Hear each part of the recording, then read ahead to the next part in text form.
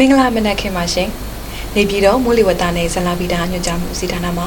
2026ခုနှစ်မေလ22ရက်နေ့မနက်9:00နာရီချိန်ထုတ်ပြန်တဲ့မိုးလေဝသသတင်းများကိုတင်ပြပါမယ်ရှင်ဒီကနေ့မနက်6:00နာရီခွဲချိန်တိုက်တော်ရရှိခဲ့တဲ့အနည်းဆုံးပူချိန်များမှာနေပြည်တော်မှာ29ဒီဂရီဆယ်စီယပ်81ဒီဂရီဖာရင်ဟိုက်ရန်ကုန်မြို့မှာ24ဒီဂရီဆယ်စီယပ်85ဒီဂရီဖာရင်ဟိုက်နဲ့မန္တလေးမြို့မှာ28ဒီဂရီဆယ်စီယပ်82ဒီဂရီဖာရင်ဟိုက်တို့ဖြစ်ကြပါတယ်ဒီကနေ့မနက်6:00နာရီခွဲချိန်မိုးလေဝသကြိုးတူမှဖန်ရရှိတဲ့ပုံရကပ်ပလီပင်လယ်ပြင်နဲ့ဘင်္ဂလားပင်လယ်ရှစ်တောင်ပိုင်းတို့မှာတိမ်တင်တင်မှတိမ်ထူထပ်နေပြီး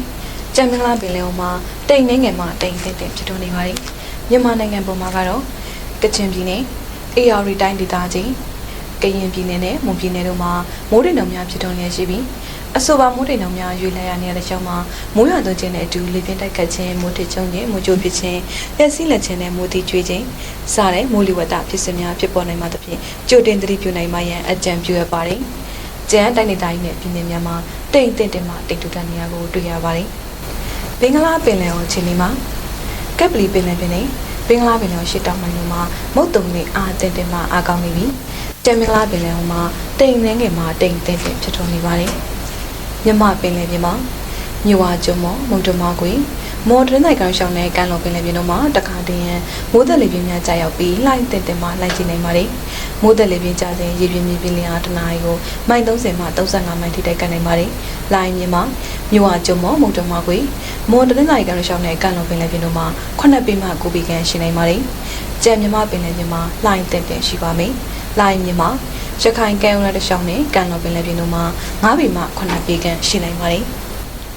ဒီကနေ့ညနေထိခံမှန်းချက်များအနေနဲ့ကတော့စကိုင်းနယ်ဒေသကြီးအောက်ပိုင်းနဲ့မန္တလေးတိုင်းဒေသကြီးတို့မှာတိမ်တင်တင်ဖြစ်တော်ပြီးကရင်ပြည်နယ်မွန်ပြည်နယ်နဲ့တနင်္သာရီတိုင်းဒေသကြီးတို့မှာနေရာနှံပြ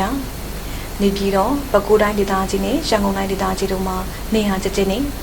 ရှမ်းပြည်နယ်ကချင်ပြည်နယ်စကိုင်းနယ်ဒေသကြီးထပ်ပိုင်းချင်းပြည်နယ်ရခိုင်ပြည်နယ်မကွေးတိုင်းဒေသကြီးအေရရီတိုင်းဒေသကြီးနဲ့ကယားပြည်နယ်တို့မှာနေရာကွက်ကြားမိုးထစ်ချုံရွာပါမယ်နေပြည်တော်နဲ့နေဒရိုက်တွင်ဒီကနေ့ညနေထိမိုးလေဝသအခြေအနေခန့်မှန်းချက်မှာနေရာကွက်ကြားမိုးထစ်ချုံရွာပါမယ်အမြင့်ဆုံးပူချိန်မှာ38ဒီဂရီဆယ်စီယပ်69ဒီဂရီဖာရင်ဟိုက်ရှိနိုင်ပါတယ်ရန်ကုန်မြို့နယ်နေဒရိုက်တွင်ဒီကနေ့ညနေထိမိုးလေဝသအခြေအနေခန့်မှန်းချက်မှာလည်းနေရာကွက်ကြားမိုးထစ်ချုံရွာပါမယ်အမြင့်ဆုံးပူချိန်မှာ36ဒီဂရီဆယ်စီယပ်69ဒီဂရီဖာရင်ဟိုက်ရှိနိုင်ပါတယ်မန္တလေးမြို့နယ်နေတွိုင်းတွင်ဒီကနေ့ညနေထိမိုးလေဝသအခြေအနေခန့်မှန်းချက်မှာတိမ်တင်တင်ဖြစ်တော်မှာမယ်။အမြင့်ဆုံးပူချိန်မှာ40ဒီဂရီဆယ်စီယပ်104ဒီဂရီဖာရင်ဟိုက်ရှိနေပါတယ်။နောက်2ရက်အတွက်ခန့်မှန်းချက်အနေနဲ့ကတော့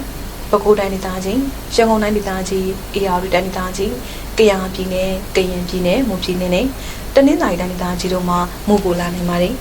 ။အခုတင်ပြခဲ့တာကတော့ဒီကနေ့မနက်9:00နာရီချိန်ထုတ်ပြန်တဲ့မိုးလေဝသသတင်းများပဲဖြစ်ပါတယ်။ကိုစိတ်နှပြကျန်းမာချမ်းသာကြပါစေရှင်။